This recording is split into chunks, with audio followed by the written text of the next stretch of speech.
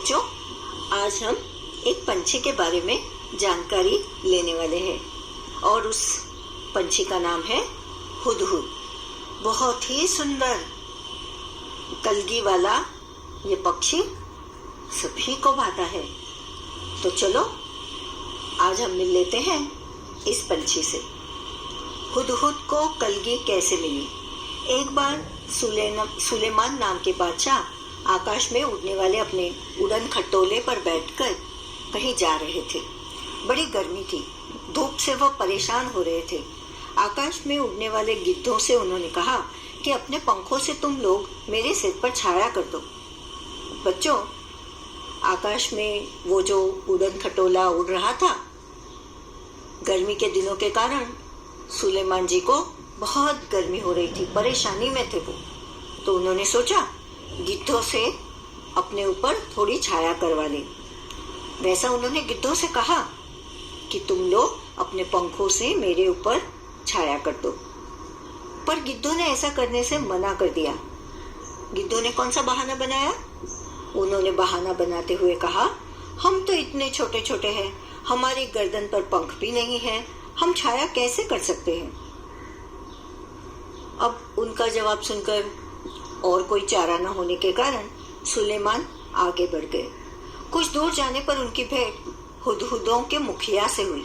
हुदहुद नाम का एक पक्षी है और उनके जो मुखिया थे, मुखिया से सुलेमान जी की मुलाकात हुई।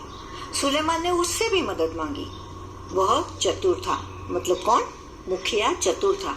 उसने फौरन अपने दल के सभी हुदहुदों को इकट्ठा करके बादशाह सुलेमान के ऊपर छाया कर दी।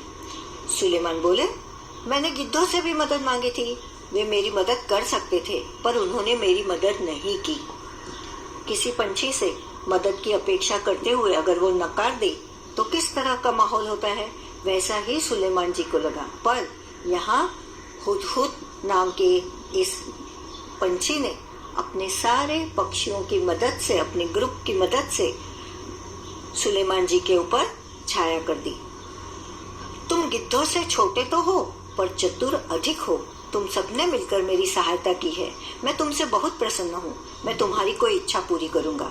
बताओ तुम्हारी क्या इच्छा है?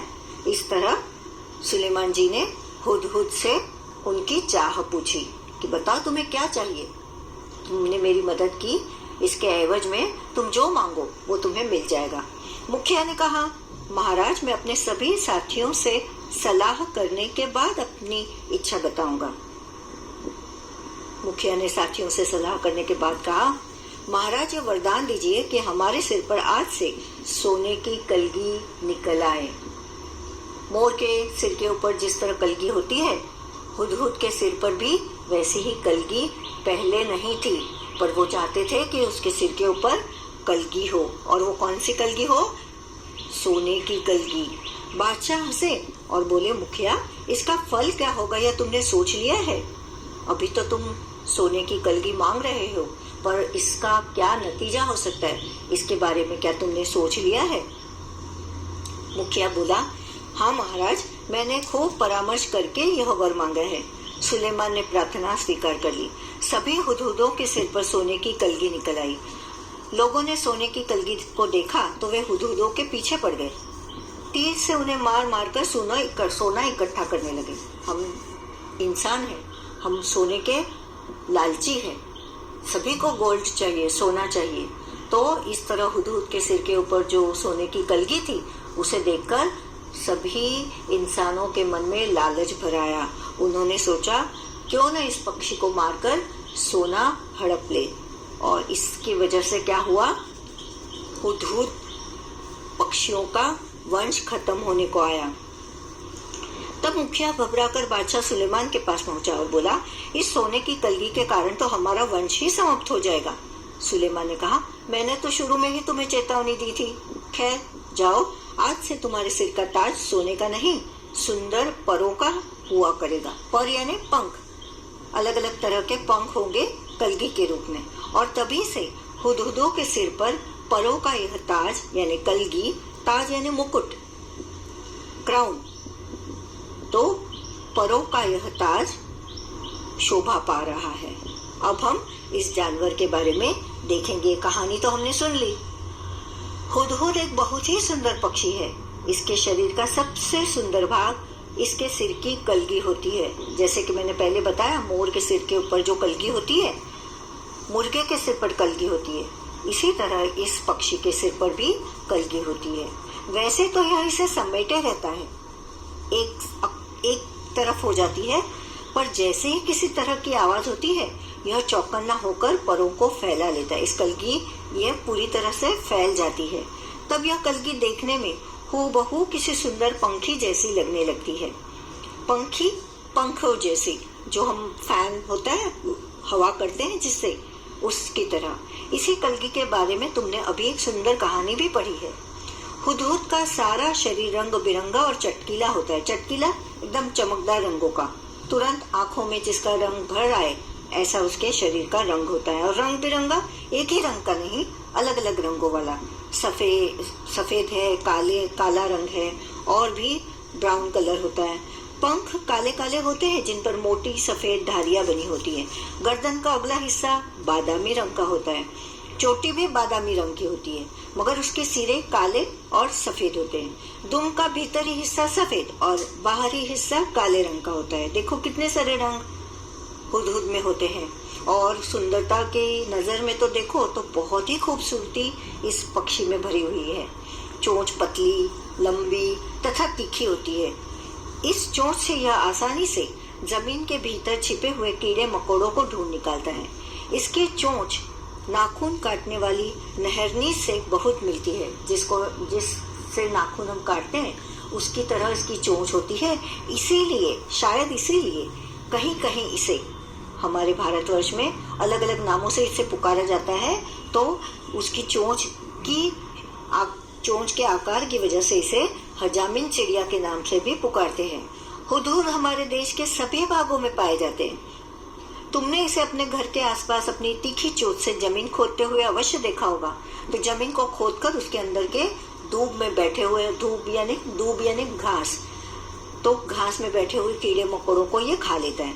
बोलते समय यह 3 बार हुप हुप हुप सा कुछ कहता है, इसीलिए इसे अंग्रेजी में हुप ऊ कहा जाता है। हिंदी में इसे हुदहुद कहते हैं। दूब में कीड़ा ढूंढने के कारण हमारे देश में कहीं कहीं इसे पदुबया भी कहते हैं। और सुंदर कलगी की वजह से कुछ देशों में लोग इसे शाह सुलेमान कहकर पुकारते हैं, क्योंकि उसके सिर पर बहुत ही सुंदर कलगी होती है, मानो राजा के सिर का मुकुट हो। मादा हुदहुद 3 से 10 तक अंडे देती है। जब तक बच्चे अंडे से बाहर नहीं निकल जाते वह अंडों पर बैठी रहती है, हटती नहीं। सभी पक्षियों को अपने बच्चे, अपनी संतानें बहुत प्रिय होती है। तो ये जो मादा पक्षी है हुदहुद पक्षी, वह भी अपने अंडों के ऊपर बैठकर उसे गर्मी देती है। नर वही भोजन लाकर उसे खिला जाता है, पर दोनों में से कोई भी घोंसले की सफाई नहीं करता। संसार के विख्यात पक्षियों में प्रसिद्ध फेमस एक है यह हुदहुद। यह अपनी सुंदरता के लिए तो मशहूर है, पर इसे पालतू नहीं बनाया जा सकता और न ही इसकी बोली मीठी है। बोली में मिठास नहीं होती इसकी, न ही इसकी बोली में मिठास है, इसीलिए इसको पालतू नहीं बनाया जा सकता।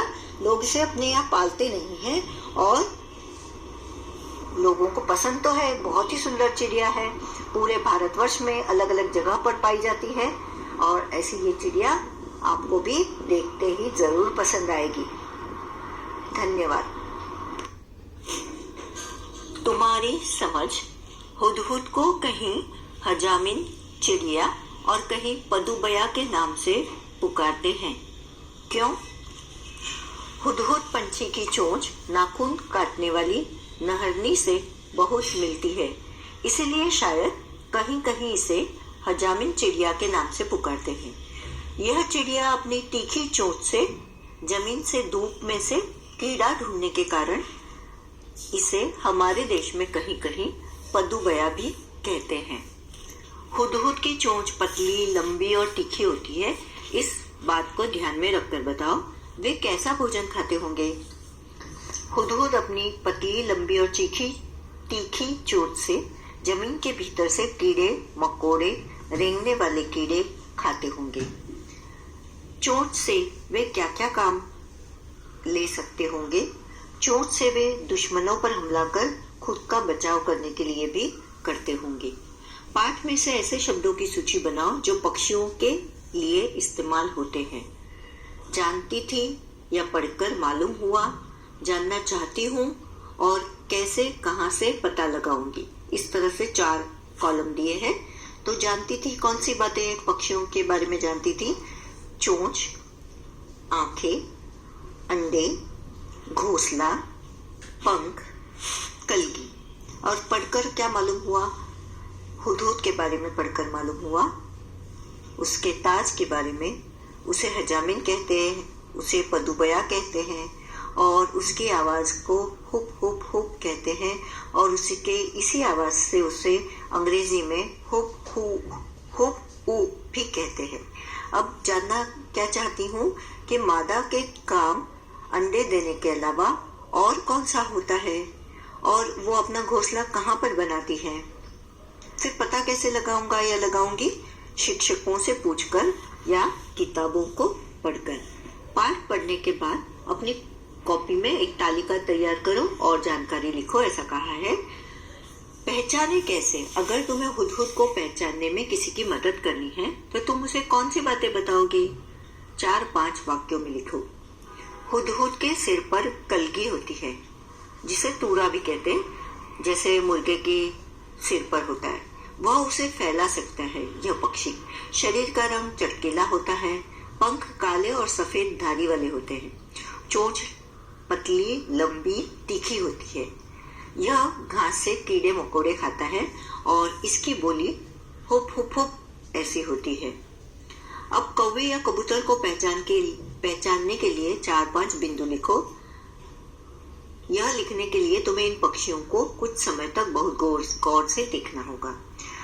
कौवा, तो कौवा काले रंग का होता है, काव काव करता है।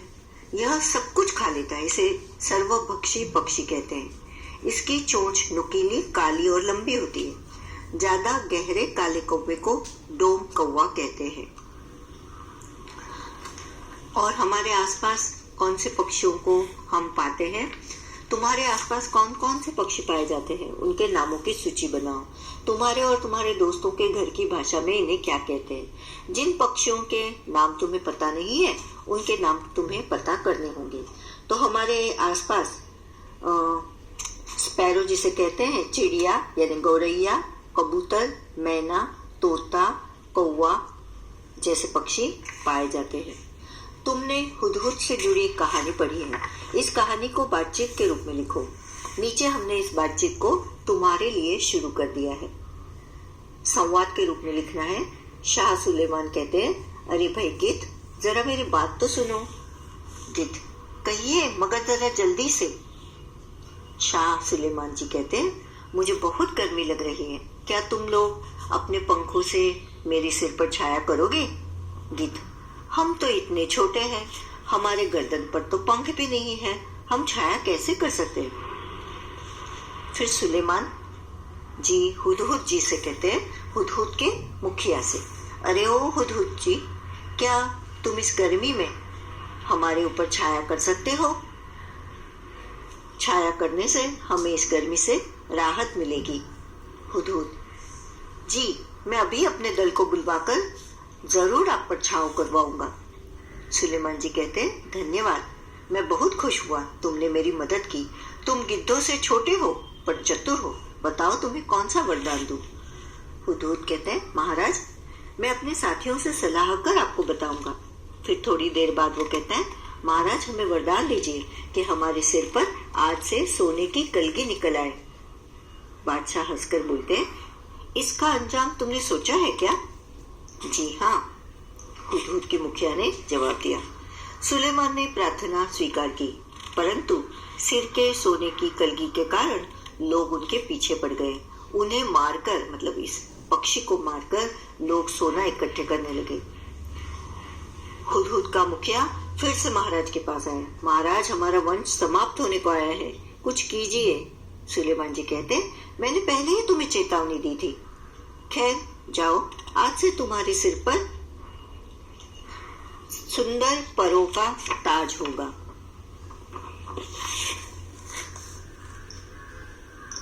हुदहुद का सारा शरीर रंग बिरंगा और चटकीला होता है। हुदहुद का रंग चटकीला बताया गया है। रंग कैसे है यह बताने के लिए कुछ शब्दों का इस्तेमाल किया जा सकता है, जैसे फीके रंग, चटकीले रंग आदि। बताओ कि ऐसे रंग किन किन चीजों के होते हैं। अब पहला बताया है गहरा, तो समझो गहरा काला तो कौवा छतरी का होता है और बालों का होता है। फीका हरा बोतल का होता है। भड़कीला लाल खून का होता है, साड़ी का, चुंदरी का भड़कीला लाल रंग होता है। सुनहरा पीला गहने, कंगन, हार इत्यादि चीजों का रंग होता है। यूनी ने आसमानी रंग की कमीज पहनी है। आसमानी रंग का नाम कैसे बना होगा? सोचो। ऐसे ही कुछ और रंगों के नाम लिखो जो किसी चीज के नाम पर पड़े हैं। तो संकेत दिए हैं फल, सब्जी, पत्तों आदि के नामों पर। तो आसमान से आसमानी रंग, बैंगन से बैंगनी रंग, नारंगी, नारंगी जो हम खाते हैं संतरा उसे नारंगी भी कहते हैं, उसका रंग वैसा ही होता है। गुलाब से गुलाबी और जामुन से जामुनी। शाह की भेंट हुदहुदों के मुखिया से हुई। मुझे मेरी बहन ने एक बहुत सुंदर भेंट दी। शब्द एक, अर्थ अनेक। ऊपर वाले वाक्य में भेंट का मतलब मुलाकात से है और नीचे वाले वाक्य में उपहार से। तुम भी कोई ऐसे 4 शब्द सोचो जिनके 2 मतलब निकलते हो और उनका वाक्यों में प्रयोग करो। पहला शब्द है पत्र। माँ का पत्र पढ़कर मुझे खुशी हुई। और पत्र पत्ते को कहा जाता है। बिल्व पत्र शंकर जी को चढ़ाया जाता है। पर यानी पंख और पर यानी लेकिन। कोरैया के पर नाजुक होते हैं। मैंने बहुत कहा पर मीना नहीं मानी। जल, आग में झोपड़ी जल गई। और जल यानी पानी। जल है तो कल है। फल में कई तरह के विटामिन्स होते हैं और फल मेहनत का फल अच्छा होता है। हुदहुद एक बहुत ही सुंदर पक्षी है। हुदहुद और पक्षी दोनों को ही हम संज्ञा कहते हैं। अब नीचे दी गई तालिका को आगे बढ़ाओ। जैसे उन्होंने लिखा है हुदहुद पक्षी है, भारत देश है, अनार फल है, गुलाब फूल है, गंगा नदी है। धन्यवाद।